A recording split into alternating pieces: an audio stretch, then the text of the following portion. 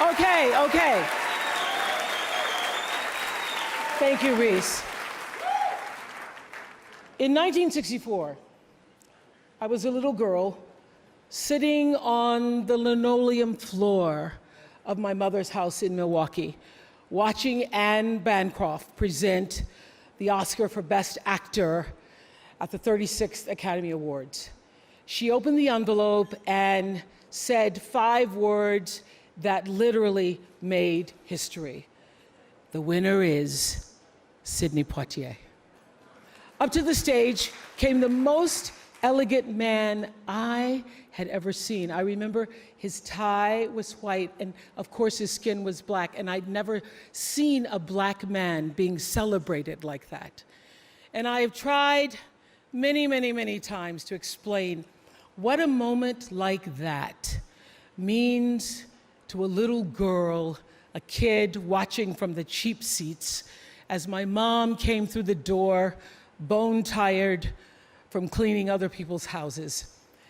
But all I can do is quote and say that the explanation in Sidney's performance in Lilies of the Field, amen, amen, amen, amen.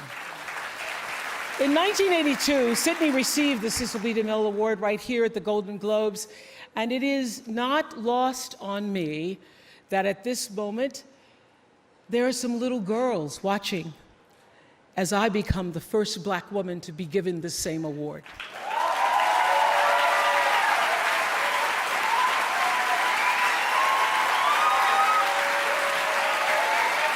It is an honor.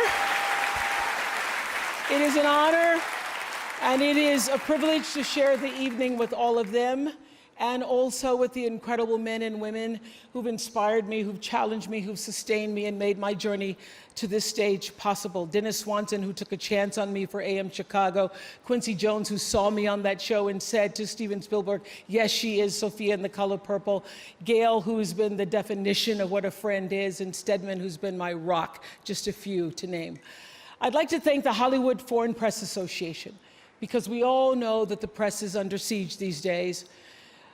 But we also know that it is the insatiable dedication to uncovering the absolute truth that keeps us from turning a blind eye to corruption and to injustice, to tyrants and victims and secrets and lies. I want to say that I value the press more than ever before as we try to navigate these complicated times, which brings me to this. What I know for sure is that speaking your truth is the most powerful tool we all have. And I'm especially proud and inspired by all the women who have felt strong enough and empowered enough to speak up and share their personal stories. Each of us in this room are celebrated because of the stories that we tell. And this year, we became the story. But it's not just a story affecting the entertainment industry. It's one that transcends any culture, geography, race, religion, politics, or workplace. So I want tonight to express gratitude to all the women who have endured years of abuse and assault because they, like my mother, had children to feed and bills to pay and dreams to pursue.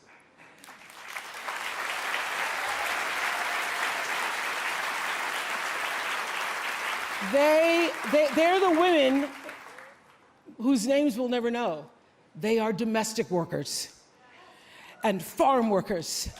They are working in factories, and they work in restaurants, and they're in academia and engineering and medicine and science. They're part of the world of tech and politics and business. There are athletes in the Olympics, and there are soldiers in the military. And there's someone else, Reese Taylor. A name I know, and I think you should know too. In 1944, Reese Taylor was a young wife and a mother. She was just walking home from a church service she'd attended in Abbeville, Alabama, when she was abducted by 6 armed white men, raped and left blindfolded by the side of the road, coming home from church. They threatened to kill her if she ever told anyone. But her story was reported to the NAACP, where a young worker by the name of Rosa Parks became the lead investigator on her case. And together, they sought justice. But justice wasn't an option in the era of Jim Crow. The men who tried to destroy her were never persecuted. Recy Taylor died 10 days ago, just shy of her 98th birthday. She lived, as we all have lived, too many years in a culture broken by brutally powerful men. For too long, women have not been heard or believed if they dared to speak their truth to the power of those men. But their time is up.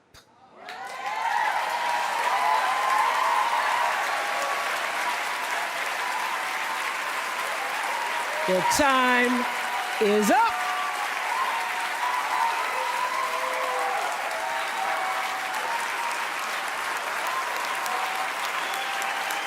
Their time is up. And I just hope that Recy Taylor died knowing that her truth, like the truth of so many other women who were tormented in those years, and even now tormented, goes marching on. It was somewhere in Rosa Parks' heart almost 11 years later when she made the decision to stay seated on that bus in Montgomery. And it's here with every woman who chooses to say, "Me too." And every man who chooses to listen. In my career, what I've always tried my best to do, whether on television or through film, is to say something about how men and women really behave, to say how we experience shame, how we love and how we rage, how we fail, how we retreat, persevere, and how we overcome. And I've interviewed and portrayed people who've withstood some of the ugliest things life can throw at you, but the one quality all of them seem to share is an ability to maintain hope for a brighter morning, even during our darkest nights. So I want all the girls watching here and now to know that a new day is on the horizon. And when that new day finally dawns,